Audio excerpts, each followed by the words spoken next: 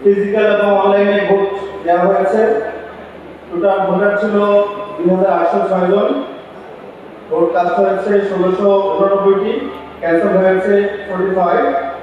Candidate এবং result, 3 জন candidate সেখানে প্রতিদ্বন্দ্বিতা করেছেন। F M Sulaiman Chowdhury, ballot number 1, lieutenant colonel retired brigadier Alam, ballot number 2, Mujibur Rahman Manju, ballot number 3।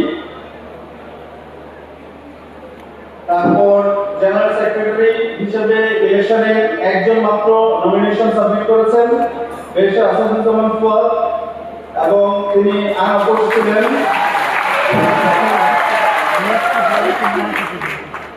National executive committee ইলেকশনের 27 এবং 28 ডিসেম্বর 2024 অনুষ্ঠিত হয়েছে। টোটাল ভোট ছিল 315টি, টোটাল ভোট কাস্ট হয়েছে 312টি, টোটাল ক্যান্ডিডেট ছিল 103 জন, একজন উইথড্র করেছে এবং ফাইনাল কন্টেস্ট করেছে 7 জন। আমি এখন রেজাল্ট ঘোষণা করছি। আমাদের একটি প্রেজেন্টেশনের মাধ্যমে আমাদের ভোটিং প্রক্রিয়াটি আমার বক্তব্যের পরে শেষ করা হবে। ঘোষণার পরে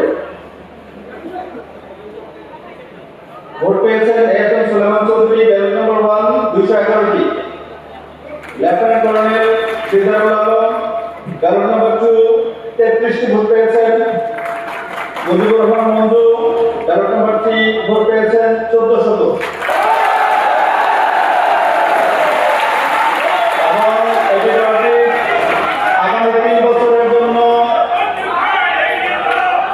নির্বাচিত হয়েছেন মুজিবুর রহমান মঞ্জু।